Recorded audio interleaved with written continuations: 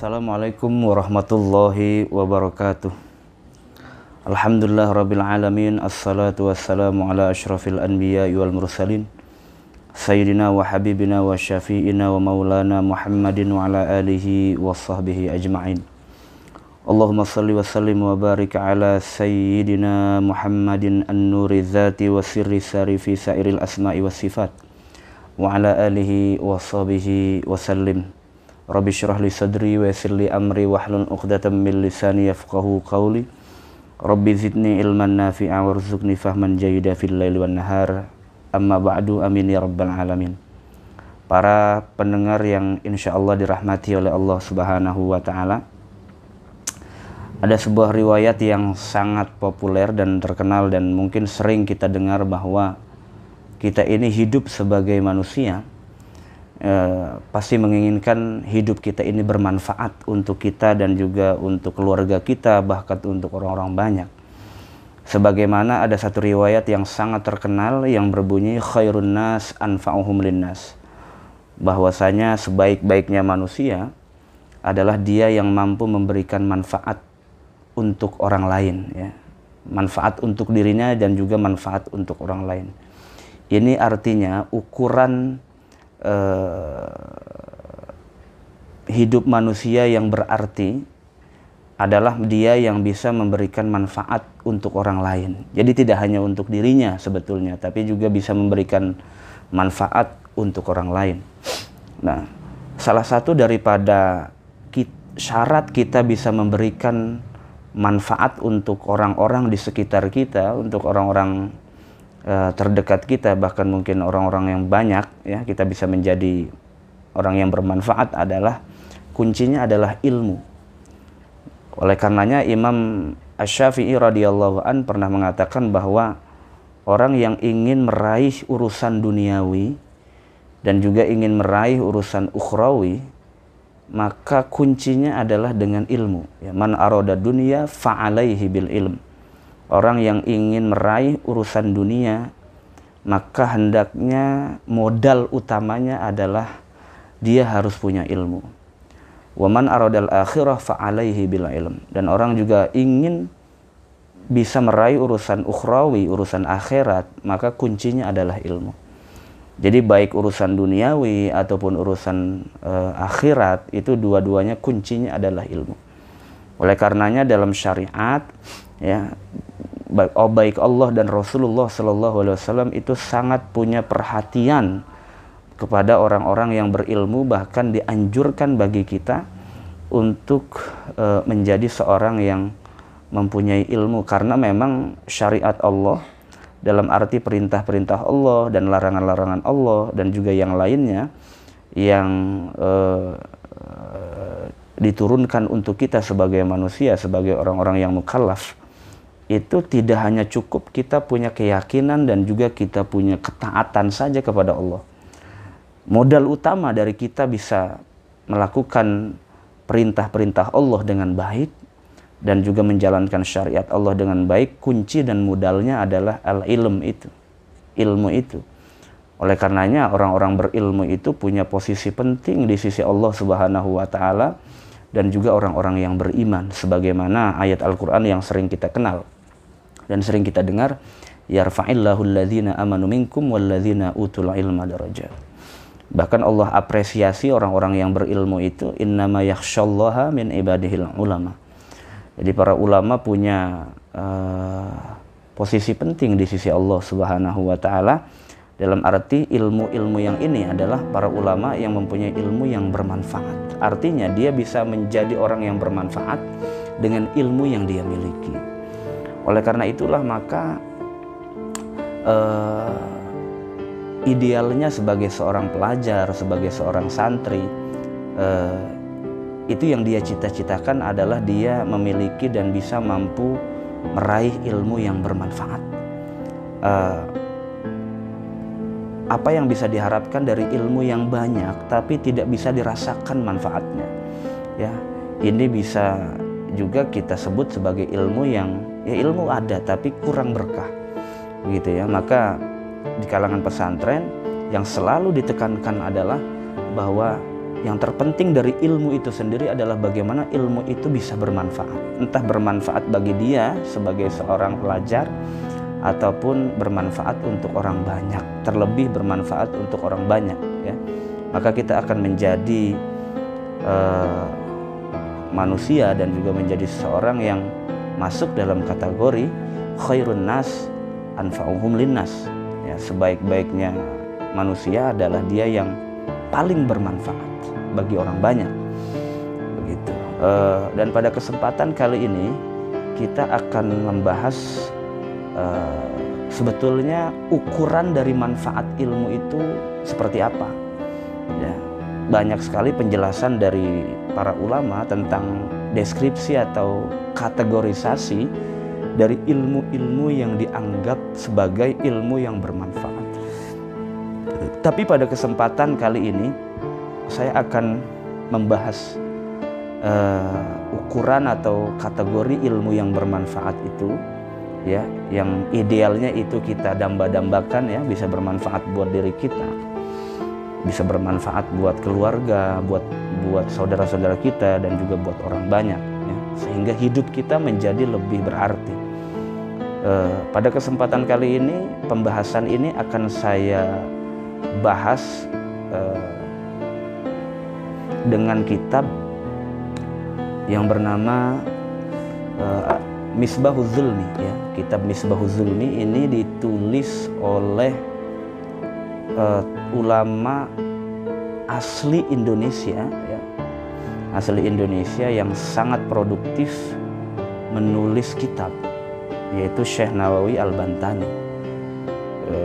Mungkin kitab ini belum terlalu familiar, ya, tapi yang kita patut banggakan adalah sekelas Syekh Nawawi Al-Bantani ini banyak karyanya yang sudah dipelajari dan diminati di Timur Tengah. Jadi tidak hanya di lokal, ya, tapi juga banyak diminati dan dipelajari.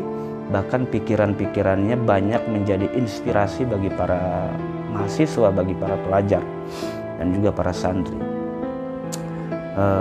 Beliau ulama yang sangat produktif yang hidup pada abad ke-19, ya. Asalnya dari Tanara, Banten, banyak sekali menulis kitab baik dalam disiplin ilmu tauhid, disiplin ilmu fikih, dan juga disiplin ilmu tasawuf dan yang lain-lain, ya. Dan yang akan kita bahas ini kitab Misbahuz Zulmi ala Nahjil Atam. Misbahuz Zulmi ala Nahjil Atam, ya, kitab ini komentar atau syarah dari Syekh Nawawi Al-Bantani atas kitab An-Nahjul Atam, ya. An-Nahjul Atam ini ditulis oleh Al-Muttaqi Al-Harawi, seseorang yang mensyarah kitab Hikam Al-Athaiyah, kitab Hikam Ibnu Athaillah As-Sakandari, tapi dengan cara yang berbeda, yaitu dengan dibuat perbab, ya, atau ditabwib, diklasifikasi menjadi perbab, gitu. Biasanya para syurah, para pensyarah kitab Hikam, karena Hikam termasuk kitab tasawuf yang sangat banyak disyarah oleh para ulama. Nah, kitab An-Nahjul Atam ini ditulis dengan cara bab-bab tertentu, ya. Misalnya babul ilm, kemudian babut taubah, dan semacamnya. Biasanya para pensyarah Hikam itu mengalir saja begitu. Jadi urutan hikmah-hikmah yang ditulis oleh Ibnu Athaillah itu kemudian langsung diberikan komentar oleh para syurah itu, para ulama yang mensyarah, yang mengkomentari kitab-kitab Al-Hikam itu. Tapi yang ditulis oleh Imam Al-Muttaqi Al-Harawi ini agak berbeda. Ini yang menarik perhatian Syekh Nawawi untuk mengomentari kembali daripada kitab Al-Muttaqi yang dikarang oleh Al-Muttaqi Al-Harawi ini yang berjudul An-Nahjul Atam, ya. Karena di mukadimah kitab ini Syekh Nawawi juga mengatakan bahwa sebetulnya lastu ahlan, saya ini tidak punya kemampuan dan tidak punya otoritas untuk mensyarah kitab yang sangat baik dan dalam maknanya sekelas butiran-butiran hikmah Ibnu Athaillah As-Sakandari itu. Tapi kemudian ketika Syekh Nawawi berjalan dan menuju kota Madinah, dia menemukan sebuah syarah hikam yang agak berbeda dengan syarah-syarah hikam yang lain. Syarah hikam ini berbentuk tabwib ya, sudah dipetakan per bab-bab gitu. Ada babul ilm, babul tobat, babul zuhud dan semacamnya. Kemudian itu yang menarik minat Syekh Nawawi Al-Bantani untuk menulis kitab ini dan diberikan komentar kembali dengan judul Misbahuz Zulmi 'alan Nahjil Atam ya fi tabwibil hikam. Ya, ini sangat menarik karena memang agak berbeda cara penulisan kitabnya dengan kitab-kitab hikam atau syarah hikam yang lain. Ini artinya Syekh Nawawi Al-Bantani ini tidak hanya menguasai bidang fikih, bidang tauhid yang memang banyak dikaji di pesantren, tapi juga punya kemampuan yang sangat baik dalam dimensi tasawuf ya. Dimensi tasawuf bisa dilihat dari karyanya ini. Komentar beliau tentang kitab An-Nahjul Atam Syarah Hikam.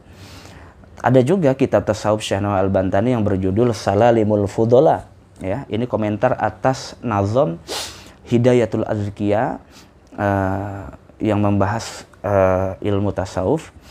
Ini juga banyak dipelajari di pesantren, tapi memang tidak terlalu familiar ya. Salalimul Fudola itu yang lebih familiar itu kitab Kifayatul Azkiyah Syarah Hidayatul Azkiyah.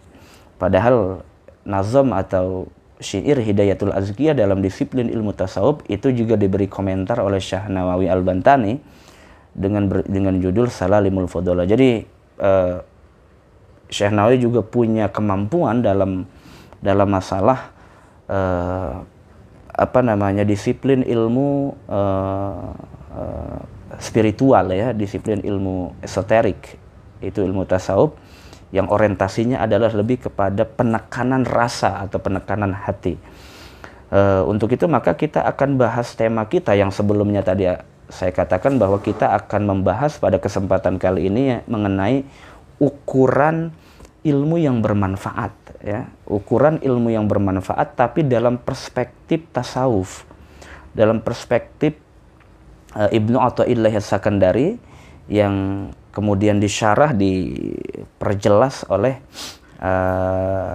Syekh Nawawi Al-Bantani gitu ya. Jadi butiran-butiran hikmah itu dipilih-pilih oleh Syekh Nawawi, dipilih-pilih oleh Al-Harawi menjadi satu bab ya, butiran-butiran hikmah Ibnu Athaillah yang berkaitan tentang ilmu kemudian dikumpulkan menjadi satu bab dan kemudian diberikan penjelasan oleh Syekh Nawawi Al-Bantani. Untuk itu mari kita bacakan teksnya, tapi sebelum itu kita kirimkan Al-Fatihah kepada pengarang kitab ini, baik Ibnu Athaillah As-Sakandari, kemudian juga Imam Al-Muttaqi Al-Harawi, dan juga muallif kitab ini Misbahuz Zulmi yaitu Syekh Nawawi Al-Bantani radhiyallahu anhum wa ardahum. Mudah-mudahan kita mendapatkan berkah dari keilmuan beliau semua. Bismillahirrahmanirrahim. Ila hadratin nabiyil mustafa rasulillah sallallahu alaihi wasallam wa ala alihi wa sahbihi wa azwajihi wa zurriyyati wa alibatil kiram. Al-Fatihah hadrati arbatullah fir rasyidin Sayyidina Bakrin wa Umar wa Utsman wa Ali wa ala baqiyati sahabati qurabati rasulillahi ajma'in. Summa ila jami'i arba'ati aimmatil mujtahidin radhiyallahu anhum wa ila jami'i ikhwanihim minal anbiya'il mursalin wa nasyhadu was-salihin wa sahabati tabi'in al-ulama'il amilin wal musannifin al-mukhlisin jami'il malaikatil muqarrabin khususan Sayyidina Syekh Muhammad Abdul Qadir al-Jilani wa sallallahu alaihi wasallam. Wa ila hadrati khususan ila hujjatil Islam al-Imam Abi Hamid al-Ghazali wa hadrati khususan Syekh Imam Abil Hasan Asy-Syadzili wa hadrati Syekh Imam Bil Abbas al-Mursi wa hadrati khususan Syekh Imam Ibnu Athaillah As-Sakandari wa ila hadrati khususan ila muallif kitab An-Nahjul Atam lil Imam Al-Muttaqi Al-Harawi wa ila hadrati khususan ila syarihi hadzal kitab Syekh Muhammad Nawawi bin Umar Al-Bantani wa ila jami'i walidina wa jami'i asatizina wa asatizatina wa ila jami'i ahli baitina wa ila jami'i tullabina wa talibatina wa ila jami'i muslimin wal muslimat wal mu'minin lahum al-Fatihah. A'udzubillahi minasyaitonir rajim. Bismillahirrahmanirrahim. Alhamdulillahi rabbil alamin arrahmanir rahim maliki yaumiddin. Iyyaka na'budu wa iyyaka nasta'in. Ihdinas siratal mustaqim. Siratal ladzina an'amta 'alaihim ghairil maghdubi 'alaihim waladdallin. Amin. Baik para pendengar yang insyaallah dirahmati oleh Allah Subhanahu wa taala. Kita bacakan teksnya yang membahas tentang ukuran atau kategori ilmu yang bermanfaat, yang merupakan harapan dan juga cita-cita bagi setiap thalibul ilm. Mereka pasti banyak berharap untuk bisa mendapatkan ilmu yang bermanfaat ya. Bagaimana sih ukuran ilmu yang bermanfaat menurut Ibnu Athaillah As-Sakandari, yang kemudian nanti diperjelas hikmah-hikmah itu oleh Imam Al-Harawi dan juga Syekh Nawawi Al-Bantani, ya, radhiyallahu anhum. Dan kita akan bacakan 2-3 butir hikmah dari hikmah-hikmah Ibnu Athaillah As-Sakandari yang berkaitan tentang ilmu al-ilm an-nafi, ilmu yang bermanfaat. Dan kita masuk pada babul ilm. Ini yang tadi saya katakan bahwa syarah kitab ini itu dijadikan per bab, ya, tabwib dijadikan per bab. Jadi yang kita bahas ini adalah babul ilm, bab yang menjelaskan tentang ilmu. Ya, kita akan baca hikmah yang pertama. Bismillahirrahmanirrahim. Al-hikmatul ula. Hikmah yang pertama, qauluhu, yaitu ucapan Ibnu Athaillah As-Sakandari, al-ilmun nafi'u alladhi yabsutu fi sadri syi'a'uhu wa yakshufu bihi anil qalbi kina'uhu. Ilmu yang bermanfaat adalah alladhi yabsutu fi sadri syi'a'uhu, ilmu yang terpancar cahayanya, terbentang cahayanya di dalam hati seseorang, ya. Jadi kalau jadi ilmu yang bermanfaat adalah ilmu yang cahayanya, sinarnya itu yabsutu fi sadri, dia terbentang di hatinya, di dadanya seseorang yang meraih, yang mempunyai ilmu itu, ya. Wa yakshufu bihi anil qalbi kina'uhu, dan dengan sebab ilmu itu maka penutup kina, ya, tundung atau penutup atau ghito yang ada di dalam hati manusia itu bisa terbuka dengan sebab ilmu yang bermanfaat itu.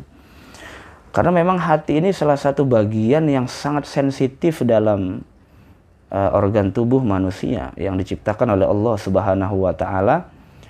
Dia bisa menjadi keras, hati itu bisa menjadi lunak, bahkan bisa menjadi keruh dan bisa menjadi hitam.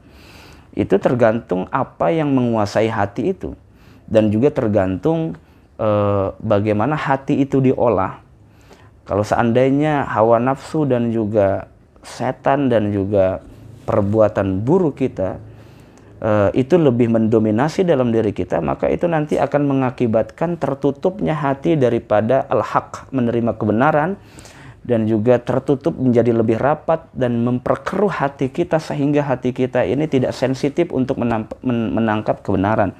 Ini yang sangat tidak kita harapkan. Ilmu yang ideal, yang bermanfaat adalah ilmu yang sinarnya itu membentang hati kita, dan juga hal yang bisa menutup hati kita dari punya rasa sensitif terhadap kebenaran itu menjadi terbuka dengan sebab ilmu yang bermanfaat itu.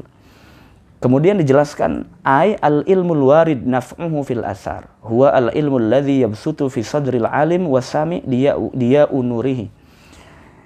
Ukuran ilmu yang bermanfaat yang mempunyai asar, mempunyai dampak tidak hanya bagi si alim, ya, orang yang mempunyai ilmu, tapi juga punya dampak yang baik, yang signifikan terhadap orang-orang banyak, entah itu di lingkungannya atau orang-orang yang banyak. Artinya ilmunya bisa dirasakan oleh orang lain. Yaitu adalah al-ilmul ladzi yabsutu fi sadril alim wasami dia unurihi. Ilmu yang cahaya dari ilmu itu membentang di hatinya alim, orang yang punya ilmu, bahkan tidak hanya alim tapi wasami, orang yang mendengarkan ilmu dari orang yang punya ilmu itu, dia merasa hatinya lapang. Dia merasa hatinya tidak gelap, bercahaya, sehingga mampu menerima dengan baik kebenaran-kebenaran dan nasihat-nasihat yang datang, yang dia dengar, ya. Jadi efeknya tidak hanya buat si alim, tapi juga buat orang banyak dan orang yang mendengarkan ilmu yang ia sampaikan. Itu dampaknya meluas, ya, sehingga gambaran daripada hati yang lapang dengan cahaya ilmu itu seperti apa? Kita tahu bahwa ilmu itu adalah cahaya, ya. Al ilmu nurun wa nurullah itu la yuhda lil as. Pepatah Arab mengatakan bahwa ilmu adalah cahaya, dan cahaya Allah tidak akan diberikan kepada orang-orang yang berbuat maksiat. Maka irtikabul ma'asi itu bisa membuat hati kita menjadi gelap. Ya, perbuatan dosa itu bisa membuat hati kita menjadi gelap sehingga tertutup hati kita dari menerima dan juga menyambut kebenaran-kebenaran, nasihat-nasihat baik yang orientasinya sebetulnya adalah untuk membentuk pribadi kita menjadi lebih baik. Begitu. Nah, gambaran daripada meluasnya cahaya di hati seorang yang berilmu dan juga orang-orang yang mendengarkan ilmu dari si alim itu, orang yang berilmu, adalah fayan syarihul qalbu lil Islam. Insyaraha yansyarihu fayan syarihul qalbu lil Islam. Maka hatinya merasa lapang, merasa luas, ya, lil Islam, untuk menerima Islam. Maksudnya menerima Islam adalah untuk senantiasa menjalankan syariat-syariat Allah. Ya.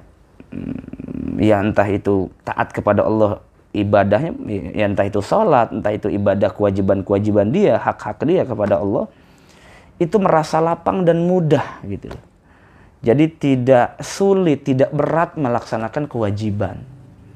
Harusnya ilmu yang bermanfaat begitu memang, ya. Jadi ukuran ilmu yang bermanfaat adalah ilmu itu mampu melapangkan hati seseorang sehingga mudah untuk melaksanakan kewajiban-kewajibannya kepada Allah. Ya. Kemudian wa yakshufu an qalbil alim wasami ghitauhu. Dengan sebab ilmu yang bermanfaat itu, penutup yang bisa bisa menghalangi hati seseorang untuk menerima kebaikan itu terbuka dengan sebab ilmu itu. Ya, itu salah satu deskripsi atau gambaran dari ilmu yang bermanfaat. Ya. Karena ilmu itu adalah cahaya, maka ilmu yang bermanfaat adalah ilmu yang hati seseorang itu menjadi lapang dan menjadi luas dan mudah ketika menjalankan perintah-perintah Allah. Gitu. Ada orang yang begitu berat melaksanakan perintah Allah karena memang tidak ngerti atau tidak tahu ilmunya, gitu ya. Maka dampak atau efek dari ilmu yang bermanfaat itu adalah membuat orang yang mengerti ilmu agama, misalnya ya, ilmu agama. Di sini saya tekankan ilmu yang dimaksud adalah ilmu agama. Maka jawarihnya, anggota tubuhnya itu akan semakin lapang dan mudah untuk taat kepada Allah Subhanahu wa taala, ya. Tidak berat rasanya, mudah menjalankannya, hatinya lapang, tidak mudah ragu-ragu, ya. Kemudian juga prasangka-prasangka buruk dan semacam itu hilang yang ada di dalam hatinya, ya, karena memang ilmu yang berdampak positif pada dirinya itu kemudian menyinari hatinya sehingga hatinya menjadi lapang, ya, hatinya menjadi lapang. Maka fatazulu anhu syukuk wal awham, segala macam bentuk skeptis, keraguan dalam hati dan juga hal-hal yang waham, ya, waham itu sangkaan-sangkaan itu, tuduhan-tuduhan itu yang dalam tanda kutip sifatnya negatif, itu hilang dengan sebab adanya ilmu yang bermanfaat. Jadi biasanya orang semakin yakin hatinya, semakin kuat dan konsisten hatinya karena ada ilmu. Kenapa orang itu semakin malas beribadah dan juga semakin jauh dengan kebaikan? Karena memang ilmunya, satu, bisa kemungkinan karena tidak ada ilmu, adamul ilmi, tidak adanya ilmu. Kedua, ada kemungkinan ilmunya kurang bermanfaat atau ilmunya tidak memberikan efek positif dalam dirinya. Kita percaya ada ilmu yang kurang berkah, gitu ya. Ada ilmu yang ya hanya membuat dia pintar saja, intelektual saja, pengetahuan saja yang ada, tapi tidak melebur dalam dirinya. Ini yang apa namanya, sungguh kita tidak harapkan hal yang demikian, ya. Pasti yang kita harapkan adalah ilmu yang kita raih, yang kita cari, ilmu agama itu bisa meresap dalam diri kita sehingga berdampak positif dalam diri kita, terutama dalam bakti kita kepada Allah dengan melaksanakan segala bentuk perintah-perintahnya. Dan ini dikatakan wa huwa ilmu syariati wa adabiha. yaitu yang dimaksud dalam ilmu ini ya, yang ilmu yang disebut oleh Ibnu Athaillah Sakandari, kata Syekh Nawawi, ini adalah ilmu syariah wa adabiha, yaitu ilmu syariah dan adab-adab syariat. Jadi yang disebut ilmu yang bermanfaat, yang bisa melapangkan hati seorang hamba Allah, seorang pelajar, seorang alim, dan juga bisa menyingkap penutup yang ada dalam hatinya itu, sehingga hatinya menjadi lapang, mudah melaksanakan kewajiban-kewajibannya. Yang dimaksud ilmu di sini adalah ilmu syariati wa adabiha, ilmu tentang syariat dan adab-adab syariat. Ini perlu kita pahami bahwa kita melaksanakan syariat Allah Subhanahu wa taala itu tidak hanya sekedar formalitas saja, tapi juga ada adab-adabnya ya. Ada etika-etika, adab-adab yang perlu kita kita selaraskan sehingga ibadah kita itu bernilai ya. Tidak hanya dengan ibadah kita itu bisa dilapisi dan diiringi dengan adab kalau ada ilmu itu. Ya. Banyak orang yang ibadah, mungkin kita juga semua pernah merasakan ibadah tapi kosong spiritual. Karena mungkin kita hanya sekedar ibadah secara formal gitu, aturan syarat rukun, tapi tidak diiringi dengan hadirnya hati, tidak diiringi dengan adab kita kepada Allah Subhanahu wa taala ketika kita berinteraksi kepada Allah Subhanahu wa taala. Maka yang terlihat hanyalah casing atau zahir ibadah itu sendiri, tapi spiritualitas atau ruh dari ibadah itu sendiri tidak kita rasakan. Gitu. Nah, salah satu yang bisa kita rasakan dari ibadah itu terkombinasi dengan aspek formal syariat dan juga adab-adabnya adalah hati kita menjadi lapang dan tenang. Dan sekali lagi kuncinya adalah ilmu itu sendiri. Ya, kuncinya adalah ilmu sendiri.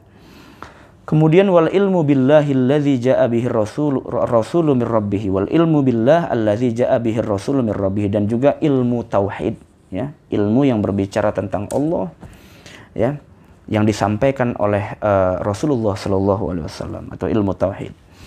Ini yang disebut dengan yang dimaksud ilmu yang bermanfaat di sini, tentunya yang kita pahami adalah ilmu agama ya, ilmu mengenai Allah, mengenai Rasul ya, dalam arti ilmu tauhid, ilmu kalam, kemudian juga ilmu mengenai syariat, entah itu ilmu fikih ya, kemudian juga ada ilmu adab-adabannya, adab-adaban syariat, atau yang kita kenal dengan ilmu hakikat ya.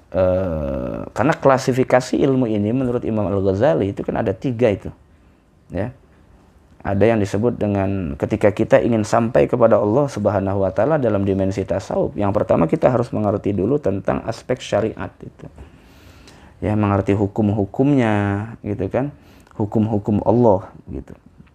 Mengerti dulu tentang hukum-hukum Allah tuh, mana yang wajib, mana yang haram, mana yang dilarang gitu kan. Mana yang buruk, mana yang baik buat kita dan semacamnya. Kemudian setelah mengetahui itu baru actionnya ya. Actionnya yaitu dengan menjalankan syariat Allah dalam bentuk ibadah, praktek ya, manifestnya. Tapi itu tidak hanya cukup demikian. Tapi juga butuh peran spiritualitas kita sehingga ibadah-ibadah kita itu semakin bermakna. Saya ingat dengan ucapan Habib Abdullah bin Alawi al-Haddad, salat ada salatul zahirah, ada as-salatul batinah ya.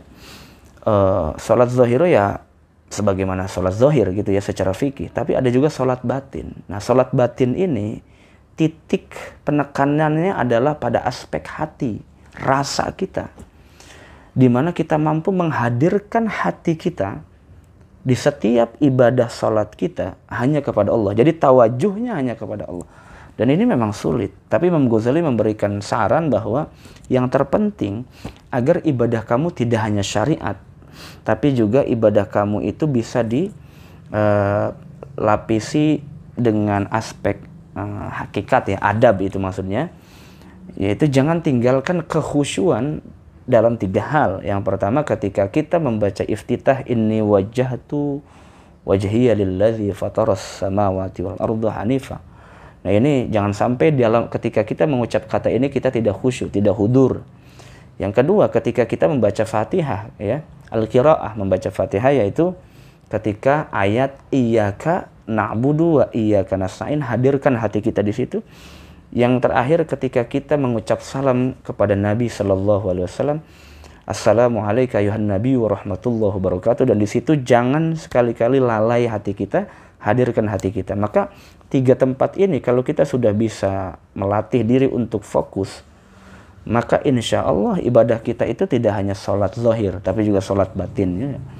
Ya, ini yang menjadi deskripsi bahwa ilmu yang bermanfaat adalah yang cahayanya lapang di hati dan juga bisa membukakan penutup-penutup yang ada dalam hati kita untuk bisa menerima kebenaran, ya, bisa menerima kebenaran, bisa menerima nasihat, hal-hal yang baik. Kemudian hikmah yang kedua kita baca wal hikmatus tsaniyah. Adapun hikmah yang kedua masih berkaitan tentang ilmu. Qauluhu, yaitu ucapan Ibnu Athaillah Sakandari, khairu ilmin makanatil khasyatu ma'ah. Sebaik-baiknya ilmu adalah makanatil khasyatu ma'ah, ilmu yang disertakan rasa takut kepada Allah. Jadi ukuran ilmu yang bermanfaat, ilmu yang baik adalah ilmu yang disertakan rasa takut kepada Allah. Apa sih yang dimaksud dengan al-khasyah?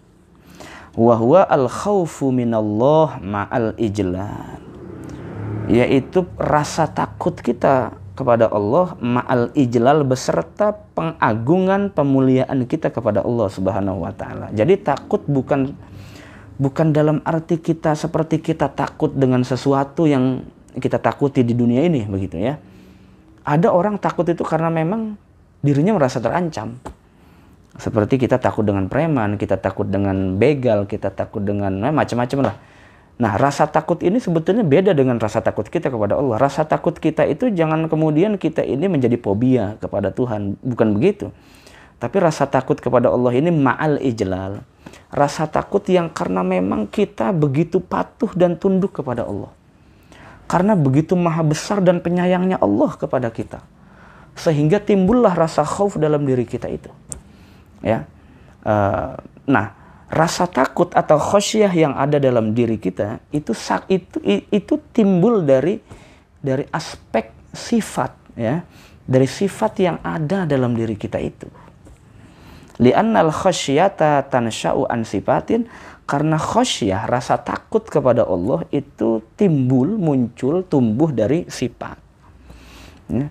Ada orang yang tidak sama sekali merasa tidak takut kepada Allah. Ada yang sama sekali tidak merasa takut kepada Allah. Ada, ya.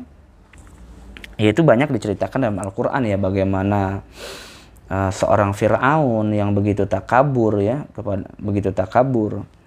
Ketika menjelang ajalnya baru dia meyakini bahwa amantu bi Rabbi Musa, saya baru beriman kepada Tuhannya Musa alaihissalam, kalimullah. Ini ya karena memang hatinya tertutup, gitu. Hatinya tertutup. Jadi dia tidak bisa menerima kebenaran. Ada yang lebih kuasa, ada yang lebih maha ketimbang dia.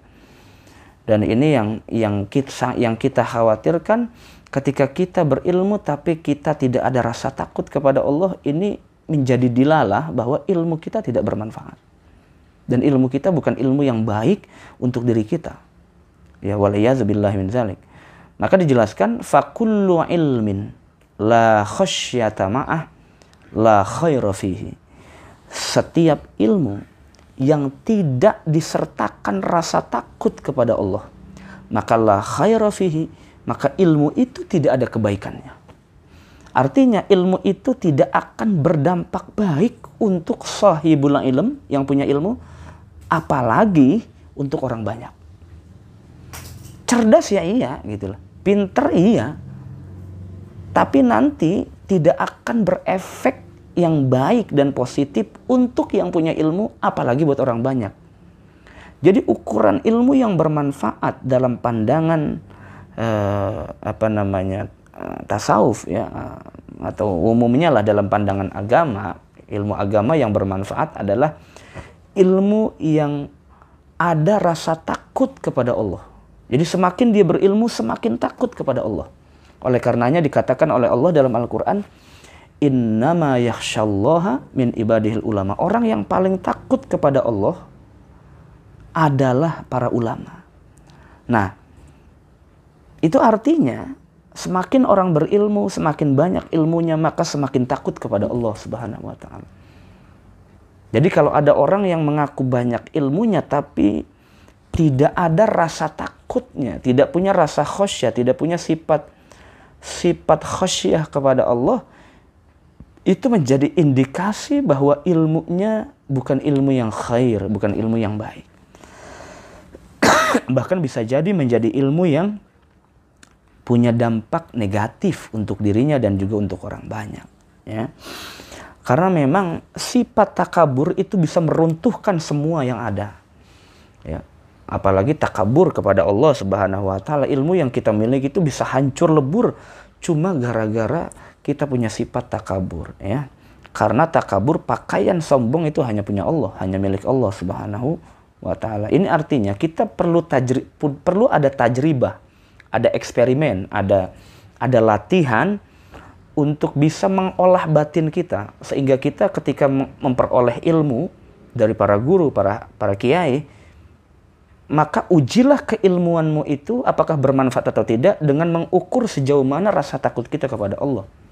Dengan kita menjalankan perintahnya dan menjauhkan segala larangan-larangan Allah, ya, maka kita mohon minta kepada Allah selalu diberikan ilmu yang bermanfaat, sehingga makin bertambahnya ilmu, kualitas dan juga sifat takut kita kepada Allah itu juga semakin meningkat. Ini dilalah bahwa ilmu itu berefek baik dan positif buat diri kita, dan juga itu menjadi bukti, menjadi tanda, ya, setidaknya ilmu itu akan memberikan efek manfaat yang meluas, ya, tidak hanya untuk dirinya.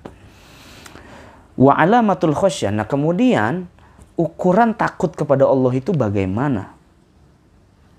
Ya, apa karena kita takut Allah itu syadidul iqab atau bagaimana? Yang dimaksud takut kepada Allah, sifat takut kepada Allah sebagai tanda dari ilmu yang bermanfaat itu adalah wa alamatul khasyati al-i'radu 'anid dunya wa 'adamul mubalat. Ya, tanda atau ciri daripada sifat khasyah, rasa takut kepada Allah, adalah al-i'rad 'anid dunya, berpaling dari urusan duniawi. Ya, wa 'adamul mubalat bil khalqi, tidak punya perhatian yang berlebih, tidak punya minat dan antusias yang lebih terhadap dunia dan makhluk. Artinya prioritasnya hanya Allah. Ukuran takutnya begitu. Ya, jadi tanda dia itu betul takut kepada Allah adalah al-i'rad 'anid dunya, berpaling dari urusan duniawi. Saya ingat statement Al-Ghazali, ya, Imam Al-Ghazali pernah mengatakan bahwa salah satu penyebab kenapa hati kita terhijab dari Allah sehingga kita tidak merasakan Allah itu ada. Maksudnya Allah itu dekat dengan kita. Karena Allah mengatakan wa huwa ma'akum aina ma kuntum, dan Allah katakan wa huwa yaqrab yaqrabu min hablil warid. Allah itu sangat dekat dengan kita sebetulnya kalau kita punya hati yang sensitif bahwa Allah selalu mengawasi kita dan semacamnya. Ya. Apa kata Imam Al-Ghazali? Kata Imam Ghazali bahwa al-wuquf, orang yang bergantung, ya, alal khalqi wa nafsi, orang yang bergantung kepada makhluk, bergantung kepada hawa nafsu. Makhluk ini ya termasuk duniawi, urusan duniawi, masih wallah, apa saja yang selain Allah. Itu hijabun anil haq, bisa membuat hijab, penutup penghalang hati kita dengan Allah Subhanahu wa ta'ala. Jadi banyak orang yang tidak merasakan peran Tuhan, tidak merasakan keberadaan Tuhan karena sebab hatinya dihijab. Karena sebab hatinya tertutup sehingga tidak menerima al-haq dari setiap kejadian dan peristiwa yang dia rasakan, yang dia alami dalam hidupnya. Yang kita yakini adalah Allah selalu punya andil di dalam setiap keputusan dan setiap tindakan yang kita lakukan. Maka ketika kita merasa Allah itu selalu punya andil dalam setiap perilaku dan perbuatan kita, maka kita akan merasakan bahwa Allah begitu dekat. Ya, Allah itu ada dan begitu dekat gitu. Nah, rasa takut yang ada dalam diri kita itu pada dasarnya adalah karena hati kita selalu merasa Allah Subhanahu wa taala mengawasi kita dan berada di dekat kita. Itulah yang sebetulnya tanda khusyuk. Nah, ketika kita merasa Allah selalu ada, maka urusan duniawi dan hal-hal yang berkaitan dengan makhluk itu sifatnya sekunder, bukan primer dan bukan yang otoritas, bukan yang prioritas. Tapi sifatnya bukan yang primordial gitulah. Jadi yang prioritas hanya Allah Subhanahu wa taala. Ini sulit, memang sulit, butuh tarbiyah, butuh pendidikan dan butuh pembelajaran sehingga kita bisa merasakan apakah hati kita betul takut kepada Allah Subhanahu wa taala atau tidak. Nah, itu jadi ukuran ilmu yang bermanfaat adalah dia harus punya sifat khasyah, merasa takut kepada Allah Subhanahu wa taala dalam setiap tindakan dan juga perilakunya selama dia hidup di alam dunia. Artinya Allah dijadikan sebagai prioritas dari segala tindakan dan kehidupannya. Ya, jadi bukan takut yang seperti kita rasakan, kita takut di alam dunia ini, kita takut dengan orang, ya, atau dengan apa, atau kita takut dengan preman misalnya, atau dengan apa, atau kita takut dengan binatang buas, bukan. Takutnya kita dengan hal-hal yang demikian itu tidak ma'al ijlal. Tapi kalau takut kepada Allah ma'al ijlal. Kita takut tapi kita cinta sama Allah. Kita takut tapi kita merasa mengagungkan Allah, menghambakan diri kepada Allah dengan sukarela. Jadi seperti itu, ya, ukuran takutnya. Maka khairu ilmin makanatil khasyatu ma'ah. Sebaik-baiknya ilmu adalah ilmu yang disertakan rasa takut kepada Allah. Berarti mafhum mukhalafahnya, sejelek-jeleknya ilmu adalah ilmu yang tidak ada rasa khasyah kepada Allah. Jadi ini ukuran atau gambaran daripada ilmu yang bermanfaat, ya. Ilmu yang bermanfaat adalah ilmu yang tidak hanya memberikan efek positif yang banyak, tapi juga yang paling penting adalah dia punya sifat khasyah kepada Allah Subhanahu wa taala. Nanti yang memberikan manfaat itu ya Allah sendiri gitu loh. Yang memberikan manfaat, ya. Bisa sebetulnya gampang saja, kapan saja Allah cabut ilmu kita. Allah bikin ilmu kita tidak bermanfaat, itu kapan saja bisa, ya. Karena memang yang memberikan ilmu pada hakikatnya adalah Allah Subhanahu wa taala, bukan karena upaya kita sendiri begitu loh, ya. Bukan karena upaya kita secara total gitu. Ya, kadang ada orang sungguh-sungguh tapi hasilnya tidak sesuai dengan yang dia inginkan. Itu kan artinya ada yang berperan lebih kuat terhadap berhasil atau tidaknya kita ketimbang diri kita sendiri, yaitu Allah gitu. Yaitu Allah gitu, ya. Jadi peran Allah lebih besar dalam menentukan keberhasilan atau kegagalan kita. Betapa banyak orang yang sudah sungguh-sungguh, sudah semaksimal mungkin, tapi hasilnya di luar ekspektasi yang diharapkan. Itu artinya peran Tuhan lebih dominan ketimbang peran kita untuk menggapai apa yang kita inginkan, ya. Oleh karenanya maka di situ harusnya kita punya rasa itu di situ artinya kita harus sudah sadar bahwa ada yang maha segalanya, dan rasa takut itu bukan karena takut seram, bukan karena takut galak, tapi karena takut kepada yang maha mulia, yang mengatur semua gerak-gerik makhluknya dan juga mengatur semua kejadian-kejadian dan peristiwa-peristiwa yang kita alami selama kita hidup di dunia ini begitu. Ya, kemudian yang terakhir hikmah yang ketiga, ya, masih dalam gambaran ilmu yang bermanfaat menurut Ibnu Athaillah yang dijelaskan oleh Syekh Nawawi Al-Bantani, al-ilmu in qaranathul khasyatu falaka wa illa fa'alaika. ilmu in qoronathul khasyatu laka, jika seandainya ilmu itu disertakan dengan rasa khasyah kepada Allah, falaka, maka ilmu itu akan berdampak positif bagi dirimu. Wa illa, dan kalau tidak, in qoronathul khasyah fa'alaika, maka yang ada ilmu itu akan mendatangkan keburukan bagimu. Bagaimana penjelasan Syekh Nawawi ini terhadap hikmah atau butiran hikmah dari Ibnu Athaillah ini? Dijelaskan di sini, al ilmu in sahabathul khasyah. Ilmu, jikalau ilmu itu disertakan dengan rasa khasyah. Apa itu rasa khasyah? Wa huwa syuhudu jalalillah, selalu menyaksikan keberadaan Allah dan kebesaran Allah dalam setiap tindakan kita. Tidak menyampingkan Allah dalam kehidupan kita. Wa mulazamatu ta'atihi, dan selalu mengkonsistenkan, mengharuskan, melazimkan diri kita untuk taat kepada Allah.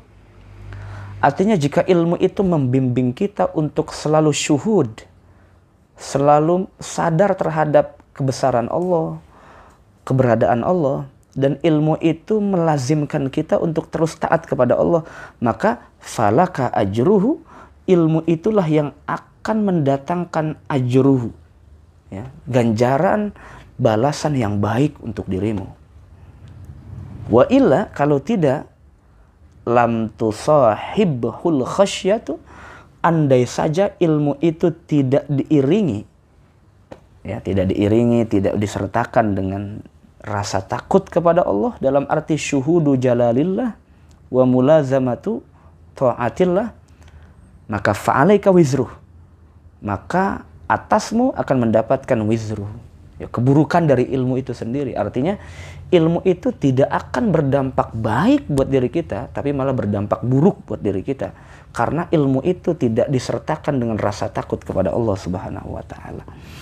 Disitulah pentingnya kita perhatikan, ya, mana ilmu yang aula bitakdim, ilmu yang lebih dulu harus kita pelajari, ilmu yang paling yang paling manfaat buat diri kita, ya. Jangan ilmu yang tidak manfaat itu kita prioritaskan ketimbang ilmu yang jelas lebih bermanfaat.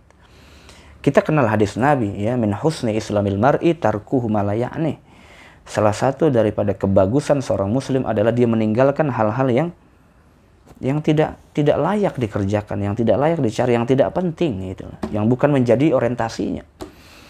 Jadi kita harus bijak memilih mana yang prioritas, mana yang tidak prioritas, mana ilmu yang sangat ditekankan oleh aspek agama, mana ilmu yang sifatnya sekunder, gitu, ya. Harusnya ilmu yang bermanfaat dalam sisi agama adalah ketika dia punya rasa khasyah kepada Allah, maka urusan duniawi itu dianggap biasa-biasa saja. Adapun kita merasa ada hal-hal yang kita tidak bisa raih, padahal kita punya kualifikasi keilmuan yang mumpuni. Kalau ilmu itu mampu menyinari hatinya dan ada rasa khasyah di dalamnya, maka ketika kita tidak mampu meraih urusan dunia, biasa-biasa aja, gitu. Tidak ada rasa kecewa, apalagi ittiham, tuduhan yang buruk-buruk kepada Allah, ya, suudzon kepada Allah Subhanahu wa taala. Jangan sampai kemudian Allah juga sama seperti kita, karena innallaha ala ma'azanil abdi, karena Allah itu bagaimana prasangka hambanya. Kalau kita berprasangka Allah baik, maka Allah akan baik kepada kita. Tapi kalau seandainya kita selalu buruk sangka kepada Allah, maka Allah akan tegur kita agar kita sadar, gitu. Maka nanti efeknya adalah kita mendapatkan hal yang buruk juga, karena kita selalu buruk sangka. Nah, tidak mungkin orang punya buruk sangka kalau ada rasa khasyah kepada Allah Subhanahu wa taala. Ya, maka apapun yang dia rasakan, entah itu urusan duniawi yang tidak enak-enak itu, ya dianggap biasa-biasa saja. Biasa-biasa saja, ya. Jadi di sini kita bisa ambil kesimpulan bahwa ilmu yang bermanfaat menurut Sahibul Hikam dan juga dijelaskan oleh Syekh Nawawi Al-Bantani adalah bahwa ilmu yang jika ilmu itu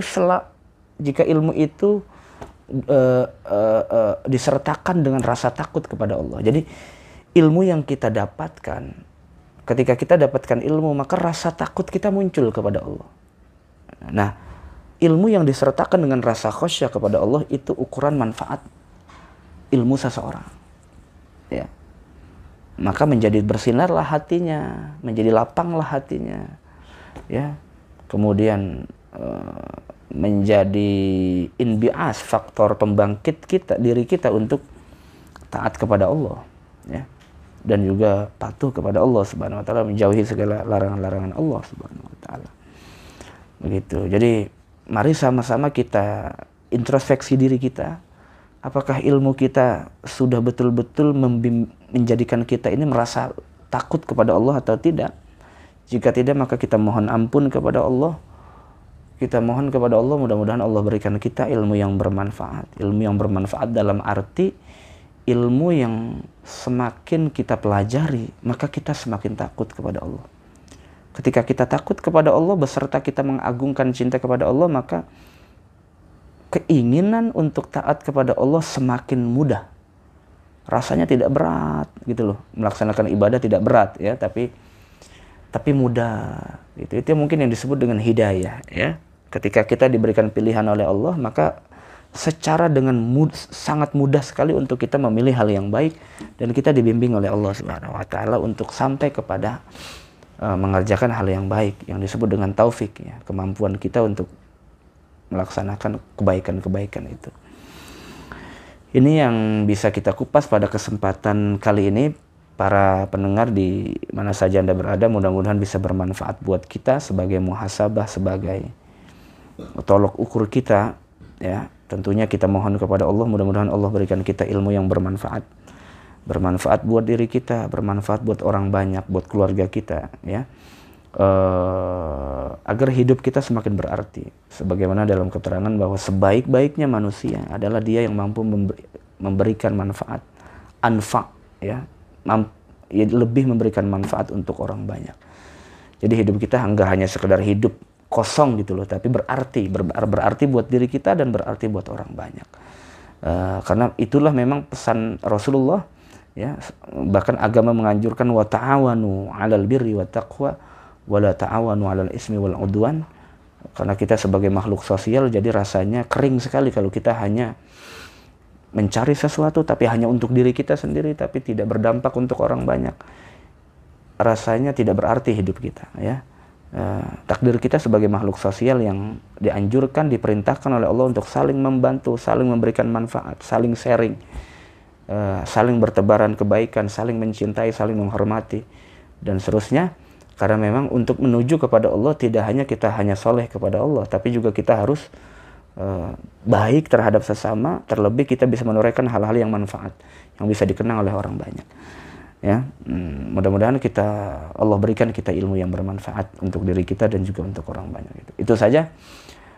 Semoga kita bisa bertemu kembali dalam pembahasan selanjutnya. Allah manfa'na bima 'allamtana wa 'allimna ma yanfa'una warzuqna ilman yanfa'una wa zidna ilma.